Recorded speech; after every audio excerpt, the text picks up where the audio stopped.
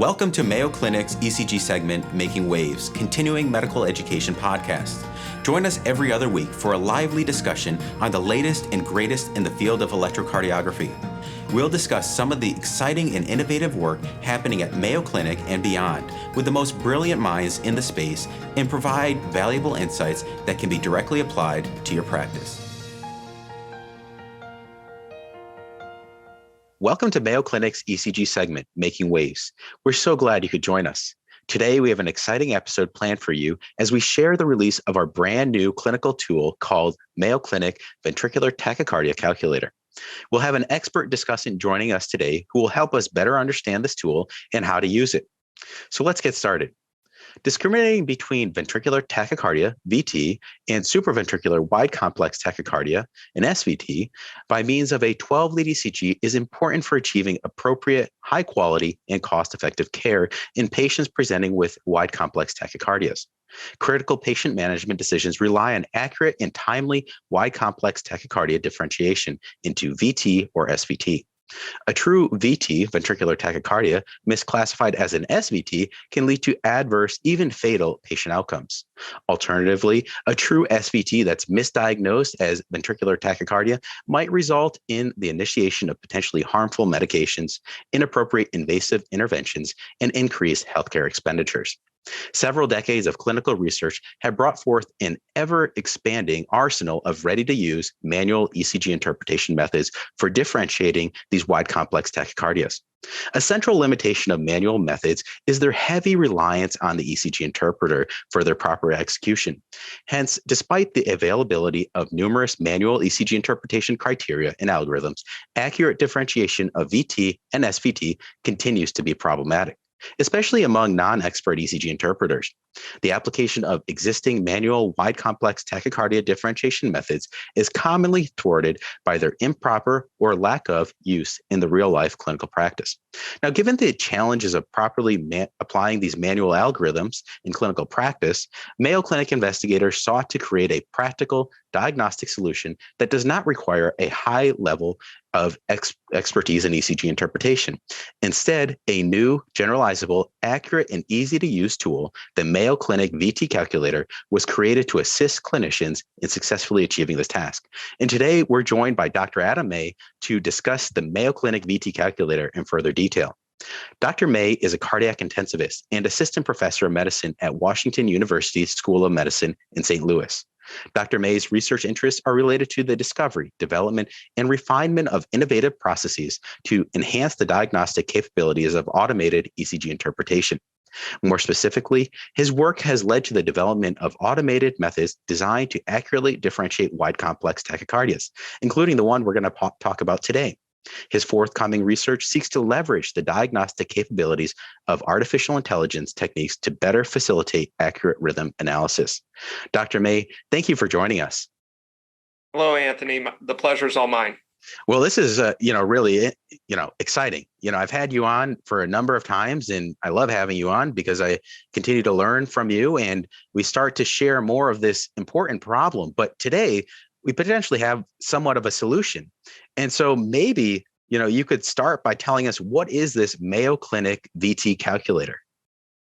Yes, happy to. And indeed, it is an exciting time to offer up a new solution for a historically challenging problem.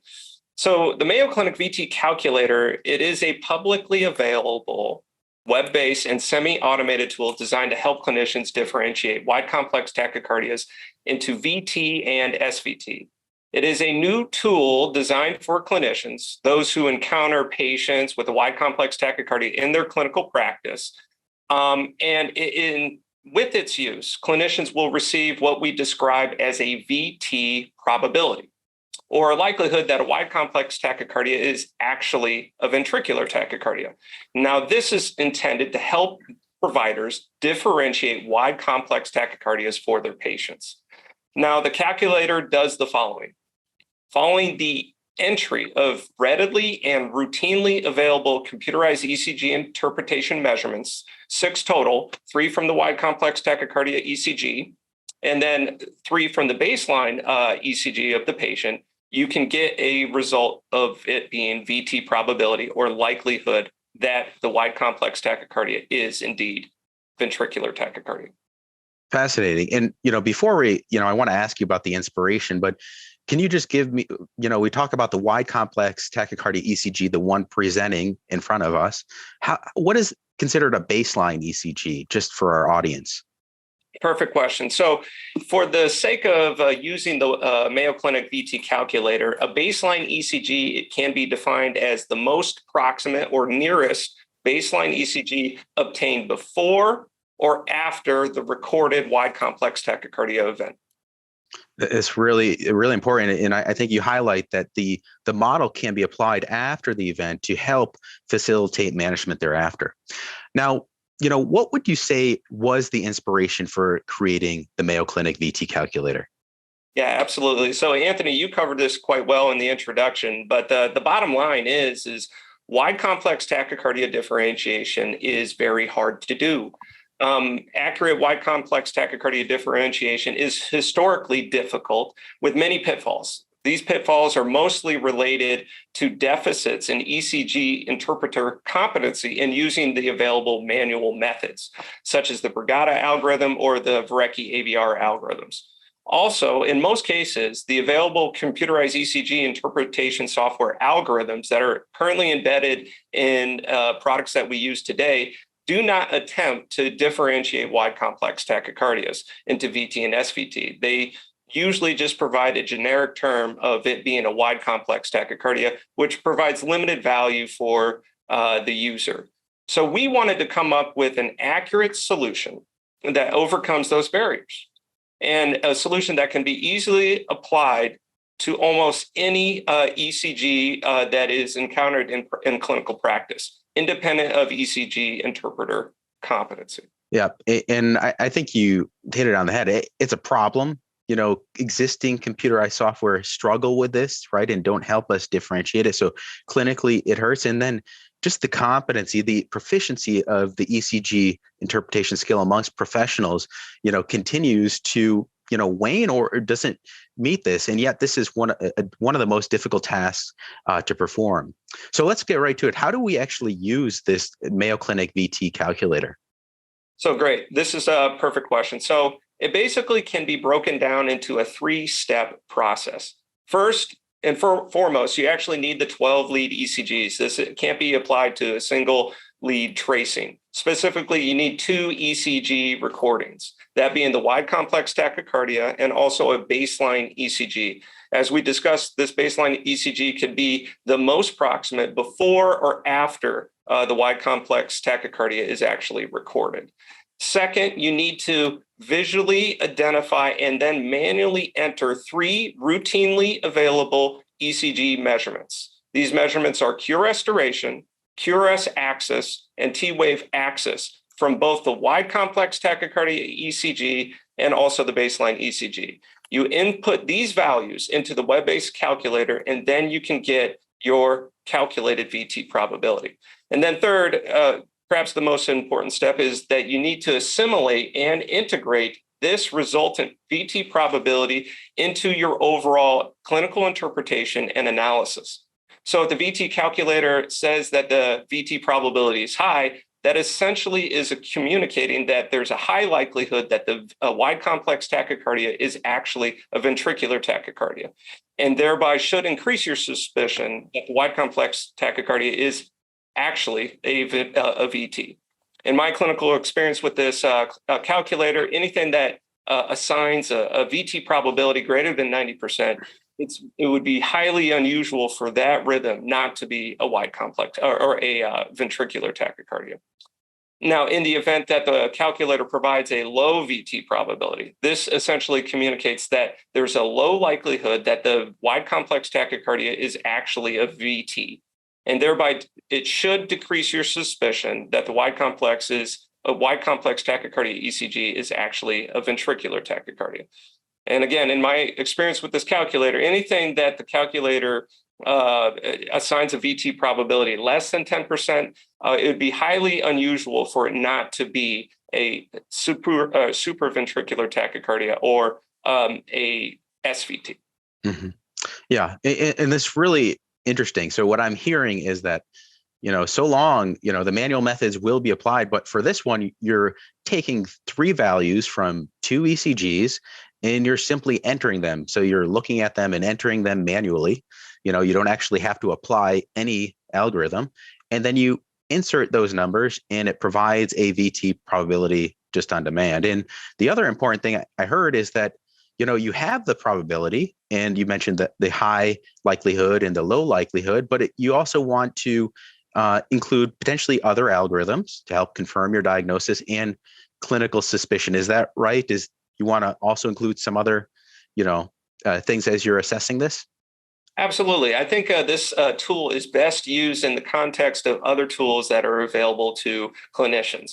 I would say that this tool does a lot in terms of getting clinicians closer to the actual underlying diagnosis. However, I think it needs to be supported by other clinical variables, such as history of myocardial infarction or a history of structural heart disease, as well as other algorithms, such as the Brugada algorithm, Lindlead algorithm, Verrecki-AVR algorithm.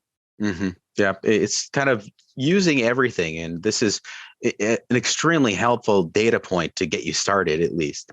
Now, I wonder, how does this tool actually perform?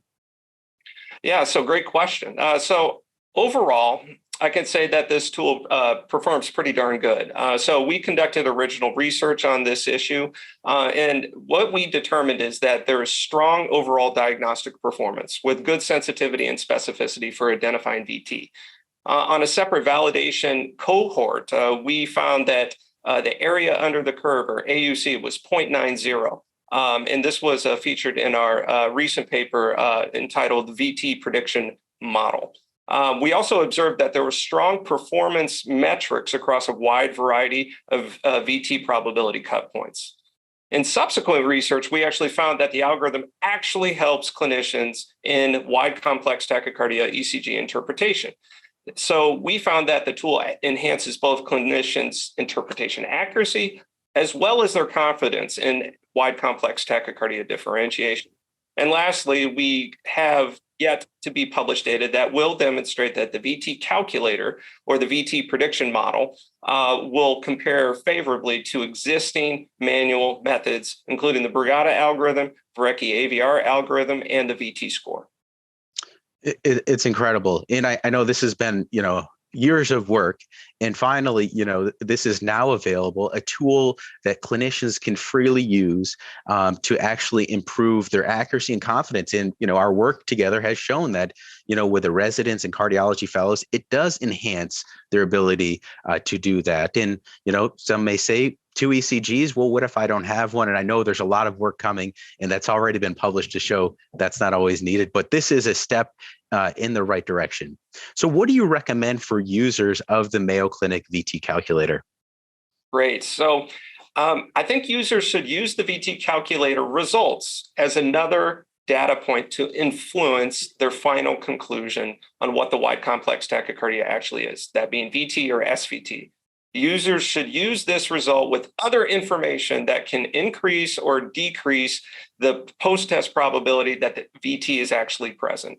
So this does include, as I mentioned, other algorithms, such as the Lindlead algorithm, Brugada algorithm, et cetera. It also should be incorporated with other information, such as clinical variables. Do they have a history of VT? Do they have a history of myocardial infarction? These are important clinical variables that you can add to the overall likelihood that a VT is actually present. Bottom line is that users should use this tool as a device that will assist them in differentiating wide complex tachycardias, not as a tool that replaces their clinical judgment entirely.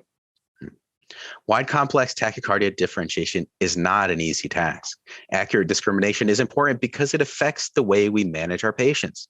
While many manual approaches help us to discriminate wide complex tachycardias, they have limitations and heavily rely on the expertise of the ECG interpreter. The Mayo Clinic VT calculator offers a simple, easy-to-use tool to help clinicians arrive at an accurate diagnosis.